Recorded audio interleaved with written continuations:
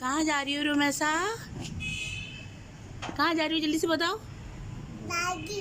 दादी की तो नहीं जा रही हैं आप, जल्दी से। Grocery, good. तो जी अस्सलाम वालेकुम माय यूट्यूब फैमिली, क्या हाल चाल है आप लोगों के। इंशाल्लाह ताला आप लोग ठीक ठाक होंगे।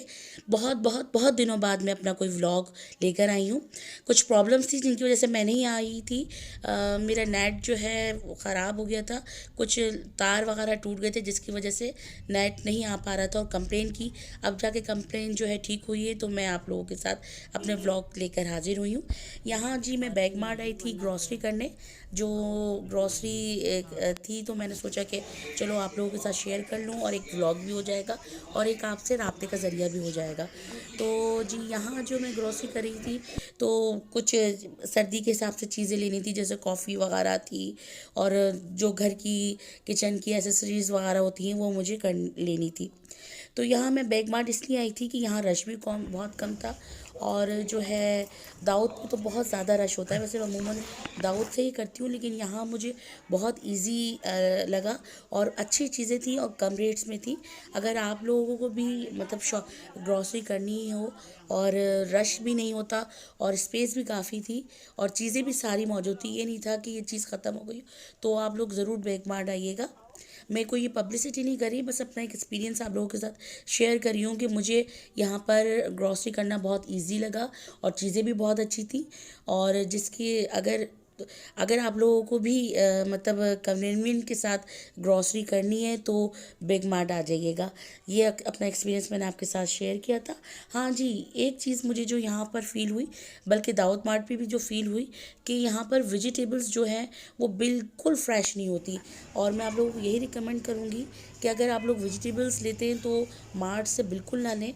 ना फ्रूट्स, कुछ फ्रूट्स अच्छा होता है लेकिन वेजिटेबल्स तो बिल्कुल फ्रेश नहीं थी। और जो है मुझे जो कॉस्ट थी वो भी उनकी बानिस्बत बाहर से बहुत ज़्यादा हाई लगी। तो मैंने वेजिटेबल्स का तो इरादा बिल्कुल तर्क कर दिया लेने के लिए। और जो है मैं आप लोगों को भी यही कहूँगी कि अगर दाऊद मार्ट और बैग मार्ट से वेजिटेबल्स लेनी तो बिल्कुल ना लें, क्योंकि मेरे 2-3 दफ़ा का एक्सपीरियंस ऐसा रहा है कि वेजिटेबल्स बिल्कुल फ्रेश नहीं होती हैं और पकाने में और देखने में मज़ा नहीं आता। और जो है मैं जहाँ से सब्ज़ी लेती हूँ सुबह सुबह, तो वो अलग ही मज़ा देती हैं ताज़ा फ्रेश सब्ज़ी की। यहाँ जी हम अपनी ग्रॉसरी कंप्लीट कर चुके थे और गाड़ी में तमाम सामान रखवा रहे थे। साथ में रबिया, हादिया और रुमैसा थी और बाकी बच्चों को घर ही छोड़ दिया था। मैं तो रुमैसा को भी चाह रही थी घर छोड़ दूँ, लेकिन इनके फ़ादर की मर्ज़ी थी कि वो साथ आए, बच्ची है छोटी और बाद में रोएगी। लेकिन बात ये है कि रुमैसा साहिबा जो है बहुत ज़्यादा तंग करती हैं, मैं शूट नहीं कर सकी। एक चीज़ मैं उठाती हूँ तो 2 चीज़ें उन्हें उठानी होती है और उनकी ख्वाहिश ये होती है कि अगर वो किसी चीज़ के काम की चीज़ है या नहीं है, वो बास्केट में ट्रॉली में ज़रूर डल जाए।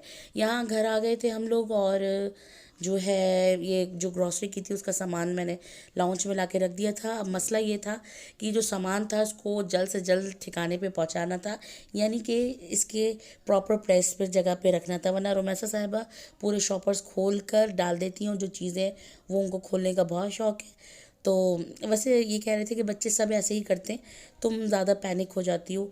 तो बस मुझे ये होता है कि जो मैं काम कर रही हूँ उसमें डिस्टर्बेंस ना हो। और मेरे दूसरे बच्चे तो माशाल्लाह मुझे बिल्कुल तंग नहीं करते बड़े हैं, लेकिन रुमैसा भी बहुत छोटी है, जस्ट 2.5 साल की है। तो इस वजह से वो ना समझे तो बहुत ज़्यादा तंग करती है, चीज़ों में घुसती है। और मैं ये चाह रही थी कि बहन भाई उसके बातों में उसे लगा लें तो मैं अपना सामान जो है ये ठिकाने पर लगा दूं, लेकिन बहरहाल रुमैसा साहिबा भी रुमैसा हैं, वो इधर ही रहकर हमें तंग कर रही थी। ये मैं आपको दिखा रही थी कुछ मसाले वगैरह मैं इस तरह के सील पैक में ही लेती हूँ। और ये देखिए काली माश की दाल है, आप लोग बनाते हैं या नहीं बनाते मुझे ज़रूर बताइएगा।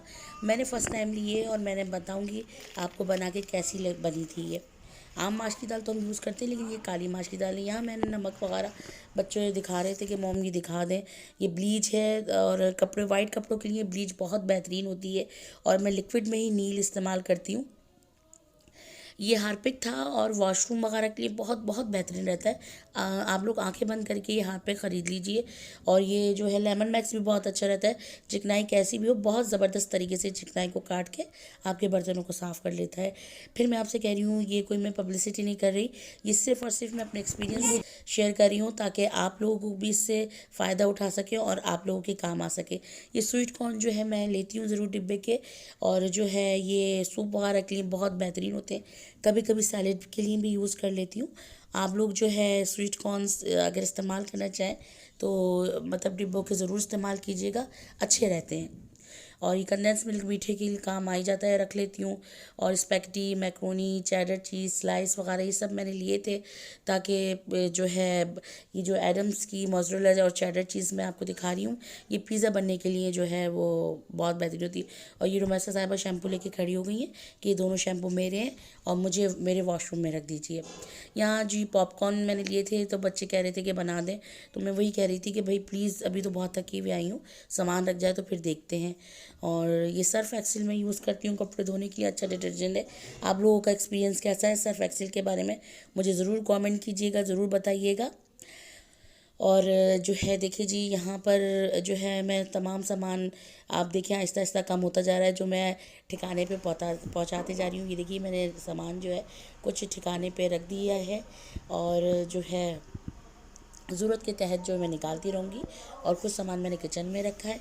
ये मेरा आज का व्लॉग था। इंशाल्लाह नए व्लॉग के साथ फिर हाजिर होंगी। तब तक के लिए अल्लाह हाफिज़।